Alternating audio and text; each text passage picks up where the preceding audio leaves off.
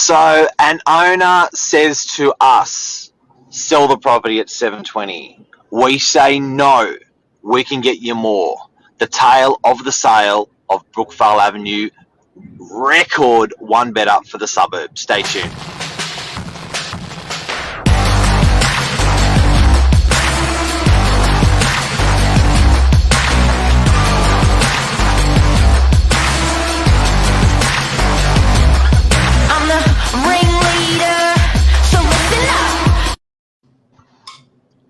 And go.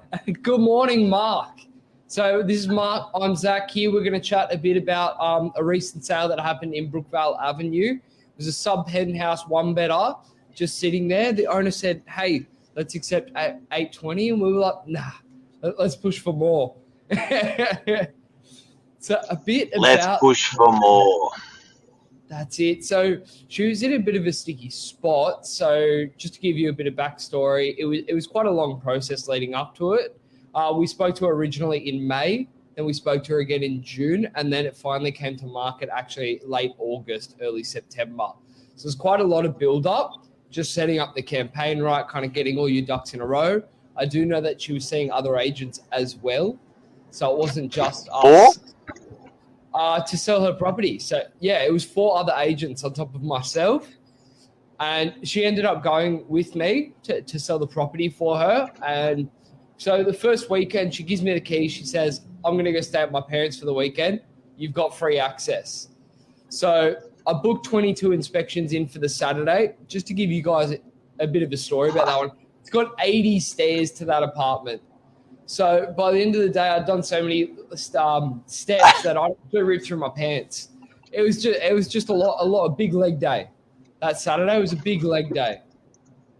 And then I start going through my callbacks later that night, and I get an offer in on the first couple of callbacks. And as soon as you get that offer in writing, you jump on the blower to your vendor. And I was like, hey, Alex, I've got an offer of 820. She was like, let me think on it a bit. She comes back to me about half hour later and she goes, accepted. And I said, Alex, I'm not going to sway your hand or anything, but you hire me to give you my professional opinion on the market. And I think we're also waiting for a Strata report to come in. We should wait a couple of days and see kind of what trickles out. So what gave you that gut feeling that there was more in there? Like, where did you get that? Like, did someone say that? Did you sort of feel that in your gut? Was it just a shitload of interest? What gave you that feeling? Because 820 was a big price at that time. Like, it was just a big price for a one better. What gave you the feeling? So it is a big price for a one better, and especially when Brookvale traditionally doesn't have the best connotations attached to it, but it's definitely on the high and rise. There's so much convenience to be found in Brookvale, and you're only moments from everything else, whether it's the beach. From this spot in Brookvale Avenue, it's actually a downhill stroll to Warringah Mall. So just the convenience was there. The apartment was stunning. There was about a 40 square metre terrace off of it. So it's a nice outdoor, indoor living situation. It was a really one-of-a-kind apartment that I've seen, especially in the Brookvale market. And I knew this offer came from my third connected phone call and my callbacks. And I know because at this time of COVID, this was kind of in the height. So you're dealing with these buyers one-on-one to begin with. So you actually get to know what they're looking for and their interest before even when they leave at the end. And I know there was a few other keen parties. At what level, I wasn't 100% sure yet. There was like a good energy. There was a really good energy from the open home. And as soon as the offer came in, I took it to my owner, but I was like, hey, give me till Wednesday midday and I'll see what you can get. You can accept this offer if it's the only one on the table at the moment, but let's ride it through to Wednesday midday. I'll keep showing people through. The Strata report will come in. The buyers will have time to do a bit of due diligence, and we'll look to exchange on the Wednesday.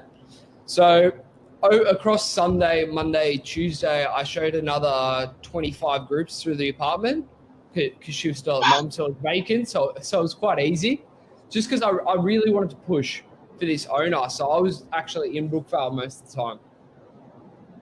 Such big numbers, Zach. Were they coming from? How did you generate 50 people through within 5 days?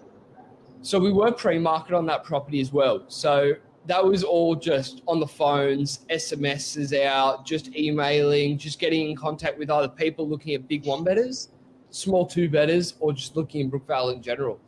So they're already on the database. So these are buyers we already had. Because to give you a little bit of insight, the buyer of this one better was actually the underbidder of a two better we sold in there about 4 months ago. And so as the market kept jumping and jumping, she was then priced out of the two betters. She was like, I always loved this block, and she came back. So that's how we got there. And then the offers started coming in, and we started seeing like 850, 860, 870. And I was like, and the owner was happy with 820. The owner was happy with 820. And then a couple minutes before midday on the Wednesday, we got a 920 offer, unconditional. And when I took so I printed out all the offers because they were all in writing, and I showed them to the owner. I said, hey, which one do you get the best feeling from? Which one would you want to accept? Here's a 920, etc., and kind of ran down all the way back down to the original 820. And she was like, I don't believe this is real. I'm going to accept the 875. and I was like, Alex, it's real. I promise you it's real. And I said, give me an hour. I'll have this on a signed contract with a check and the 66W certificate. And so from Brookvale, I drove. Yeah, so from Brookvale. So even there, she was willing, even when it was under her nose, she still didn't believe it. Yes, correct. Too good to be true. So I drove to Avalon from Brookvale to have the buyer sign on a contract, pick up a check, pick up the 66W that she had prepared from her solicitor in between my drive to Brookvale and Avalon.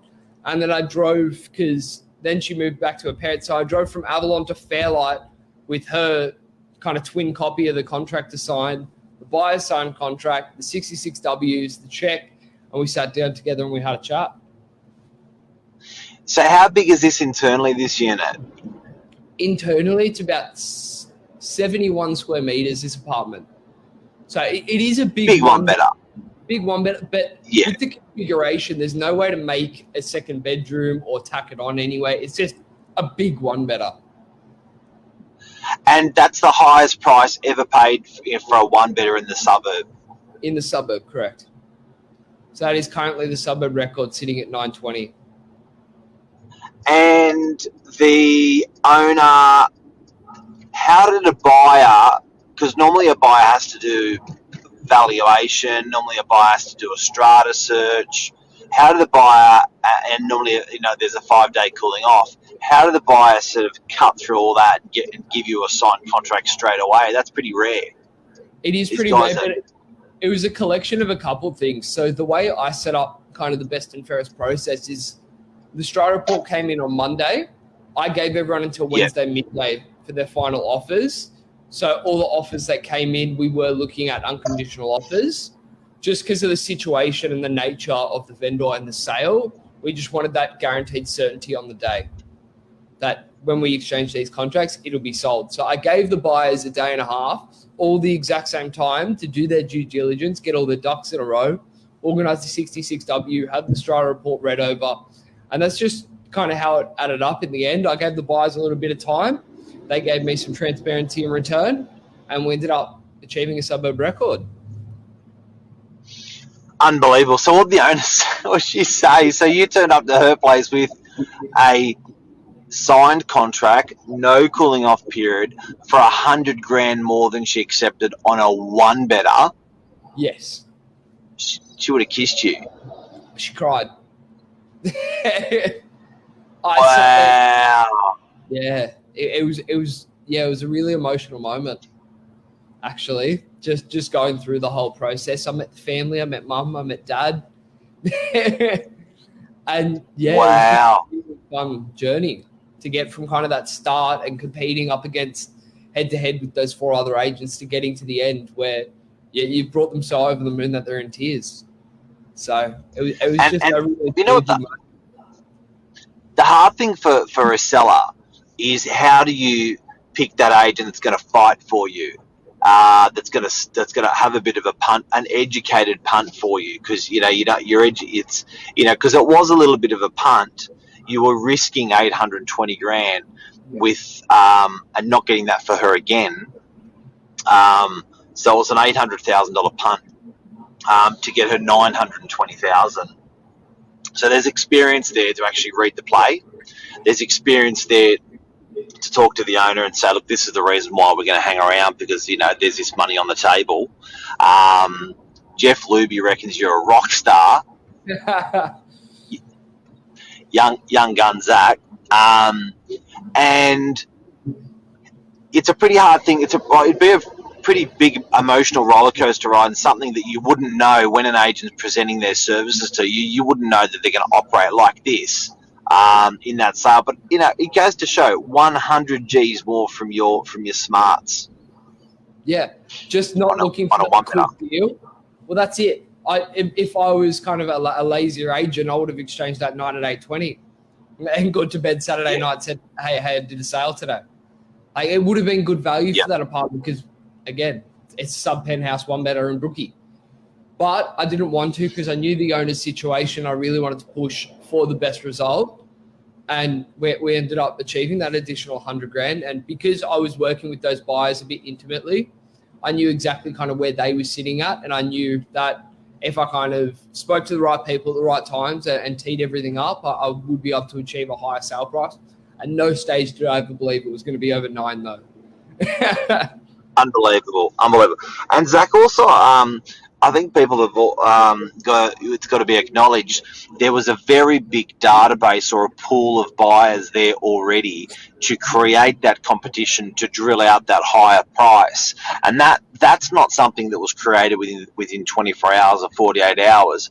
That database of buyers that was suitable for that property coming from other properties, there was 3, 4, 5, 12 months of hard work of drilling, of database work to generate all those buyers on that one day to generate that huge price.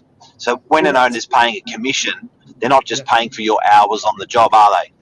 No, they're not. And that's why agents don't really work on an hourly rate, because your job is to advise your client and do everything you can to help them achieve. And you're also representing a company at that. So the Novak brands push behind that sale as well. And it's also their resources that we use to collate that information. So my colleague, Stevan, was actually the one who sold the 2-bedder that the buyer was the underbidder on. So this sale wouldn't have come at this price if that wasn't done. But to have this whole process turn over in the 5 days, because we went live on the Thursday, we sold on the Wednesday, 6 days. And just to have that speed and everything, it was a lot of time.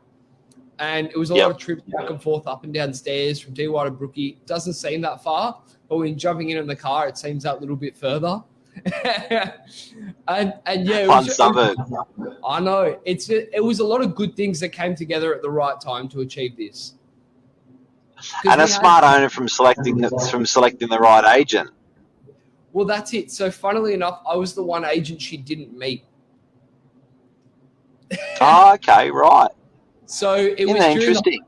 It was during the height of COVID, due to all the protocols and everything. I couldn't go to her apartment and meet her face to face, and I didn't want to make her feel uncomfortable from the get-go. So when she put the request through, I'd responded within a couple of minutes. I was the quickest respondee. I was the most responsive person via email, text, and call at whatever time of the day. And at the end of the day, I was the one person she didn't meet because of those protocols. The other agents went straight to her doorstep and went knocking. But I thought I'd respect kind of the climate of our environment that we're in, and I just stayed in contact virtually up until the ease of the restrictions, and then we went and sat down face to face. Giddy up. Congratulations on the tail of the sale of Brookvale Avenue 1-bedder, the highest price paid for a 1-bedroom in Brookvale, $920,000 for a 1-bedroom. Who would have thought almost $1 million for a 1-bedroom? We've joked about it for years and years and years, and we're on the doorstep of it now. Zach, an amazing job.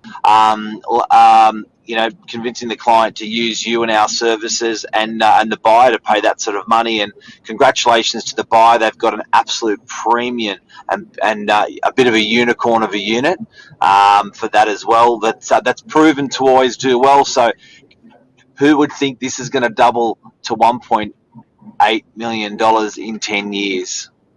We'll see. We'll see. Take care. Jeff Luby. Zach, would you like to come and work for me? Good on you, Jeff. You take care, Jeff. Everyone, enjoy the beautiful day. Congratulations again, legend. And let's do more deals looking after people. See ya. Well, that's it. See ya. See ya.